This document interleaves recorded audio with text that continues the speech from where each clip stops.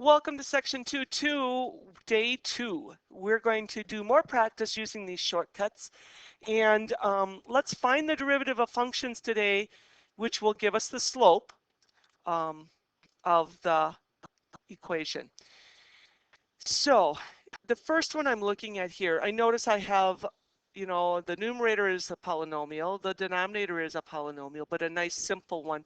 I love these type. Because we only have one term in the bottom. That allows us to simplify this function fairly easily.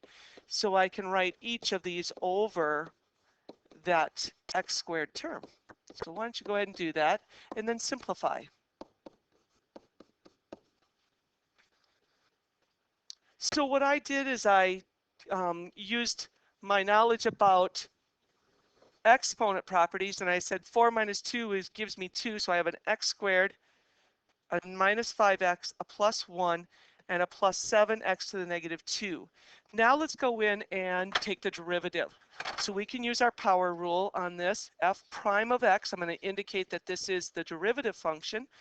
Use the power rule. 2 comes down, multiplies by the 1 sitting in front of the x, and I get 2x to the first. Minus, this is a 1 power, so 1 times 5 is 5. 1 minus 1 for the power will give me 0, won't it? The derivative of a constant is 0, and now for the last term I'm going to have negative 14, negative 2 minus 1 for my exponent. Simplify this out, and we're at 2x minus 5. X to the 1 minus 1 is a 0, and then I don't need to write the 0, and then minus 14 x to the negative 3, so I'm going to put that down below. And there is your derivative. Next problem. This looks like the product. Well, it is the product of two factors here. And I have not given you the product rule, which is coming up. But hang on, we don't want to do the derivative yet. Let's FOIL this. So let's FOIL this out. Foiling will give us a polynomial, won't it? And we can take the derivative of a polynomial quite easily. So do your best foiling, and hit pause and do that. So I FOILed it out, and now I'm going to take my derivative, and I'll get y prime equals 2 times 6 is 12, x to the first, because I reduce it by a power, minus this has a power of 1, so 1 times 29 will give me 29, and x to the 0, and the derivative of 35 is 0. And there we are. Next page, or next problem. Find the slope. So I want to find the slope for this function, and they say find it at x equals 4. I've given a picture over here of the shape of our function. It's a quadratic. Go ahead and draw in your tangent line here. So there's our tangent line. I'm expecting then that we will have, because this is at 4 here, I'm expecting we will have a negative slope once we work on our derivative. So let's simplify the function. And that's going to give us, I didn't mean to write prime again. The function f of x equals 3. Expand this, I'm going to have 5 minus x times 5 minus x. I hope you weren't tempted to write down that you had 25 plus x squared. It's more than that, isn't it? This really becomes a foiling. So I'm going to have 25 minus the middle terms, negative 10x, and plus x times x there gives me x squared. Now let's send our 3 through and get this just as simplified as possible. At this point of the game, for our knowledge about taking derivatives, we've got to have a nice simple polynomial to work with. And so that was our objective there. We've got that. Let's go on and find our derivative. So now I'm into the derivative stage. I'm going to indicate that by going f prime of x. And the derivative of 75, of course, is 0. I get minus 30 and a plus 6x. This had a power of 1. 1 times 30 gives me 30. And then 1 minus 1 took me to a 0 power. 2 comes down, multiplies by the 3, gives me 6, and then I do 2 minus 1, and that gave me a power of 1. So I have f prime of x equals 6x minus 30. That is the general equation for the slopes of this function at any particular point. But I'm interested in the point when x equals 4. So I will plug in 4, and that will give me the slope that occurs when we're at 4. So I'm going to get 24 minus 30, negative 6. This is good information. F prime of 4 equals negative 6. Cool. Hang on to that piece. In order to write the equation of the tangent line, once you add those words, we need 2 pieces of information in order to go y minus y1 equals mx minus x sub 1 going into the point slope form. What do we need? We need a point, and we need the slope at that point.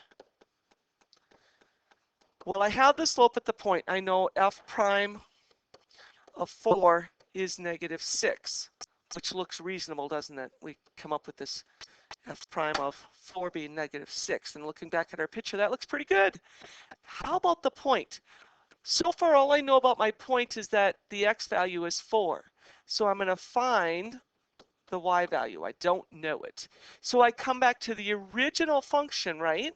Because I want to know what the original y value was. And that's going to be f of 4 is equal to 3 times 5 minus 4, quantity squared. 3 times 1 is 3. We just solved a big mystery here. The point was located at 4, 3. And if you look at our diagram here, height of 3 when x is 4. Now, simple finishing step, right? All we have to do is put the 2 pieces of information together. We knew the point was at 4, 3, so we can write out our equation. Y minus 3 equals negative 6x minus 4. And that is the equation of the tangent line when x is 4.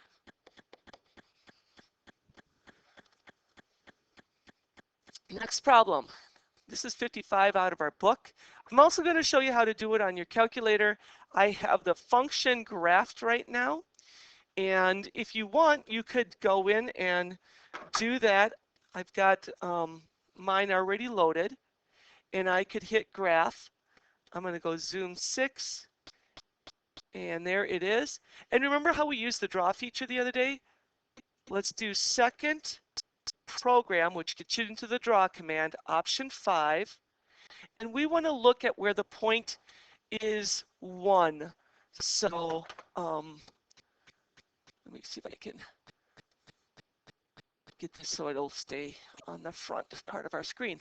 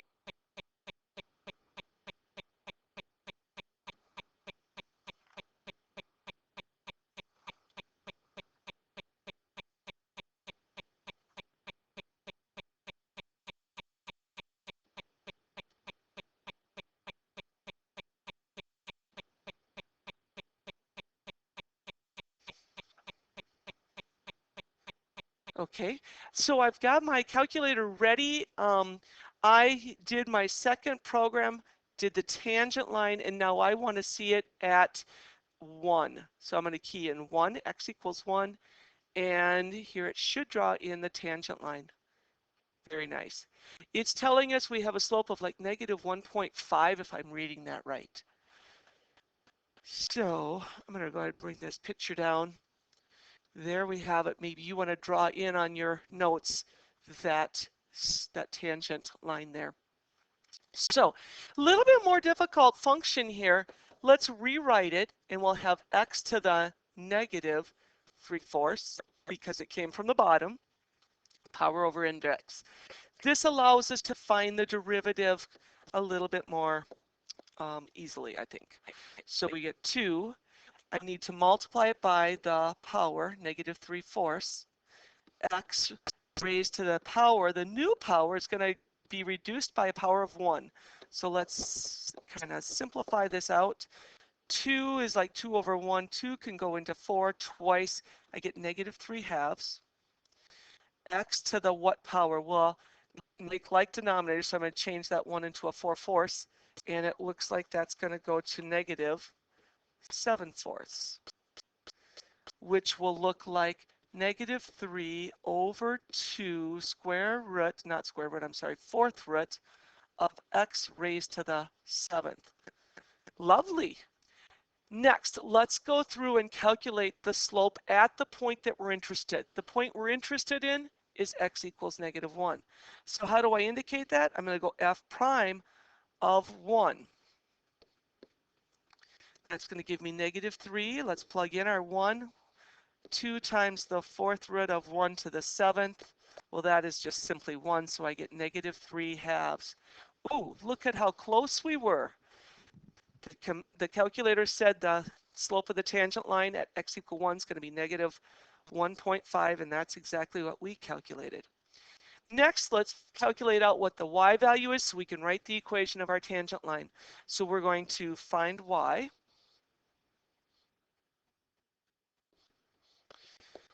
And I do that by going back to the original function.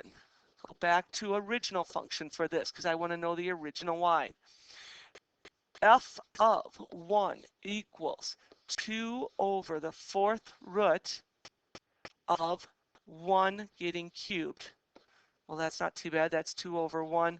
Looks like the original y would be 2 when x is 1. So we just found this ordered pair as 1, 2. Now we can use the point slope form to write the equation, and that equation will be y minus 2 equals, so you'll love this part because this is easy, minus 3/2 x minus 1. Equation of the tangent line. This is the equation that describes that particular line. Finally, how would I find a horizontal tangent line? Determine the points, if any, at which this graph of the function has a horizontal tangent line. And this is a 4th degree polynomial, so we get this kind of W shape opening upwards. And let's find out where we would have tangent lines that are zeros, or that have slopes of 0. Because it's horizontal, I just kind of gave it away, I expect, or I want, the slopes to be 0.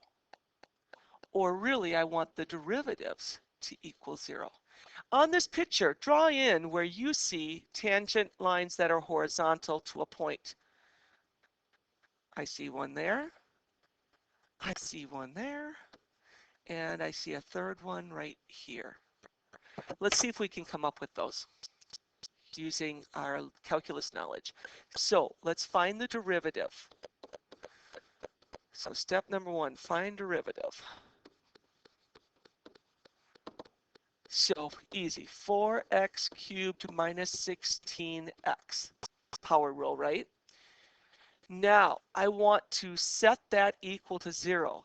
To find horizontal tangent lines, horizontal tangents,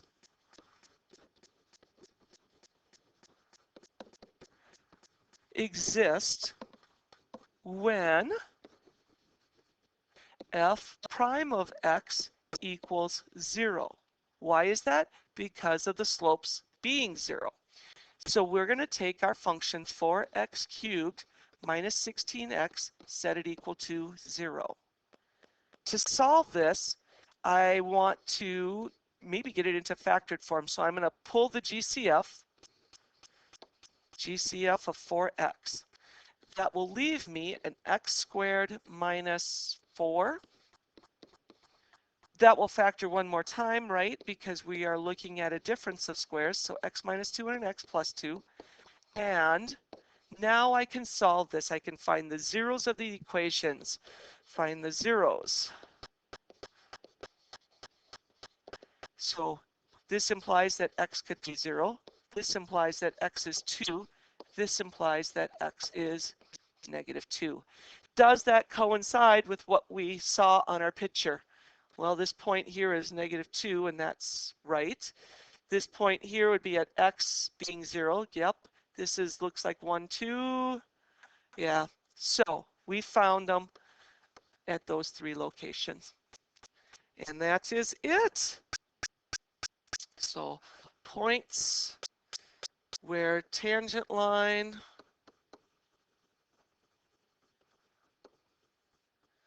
is horizontal. We would have x being negative 2, 0, and 2.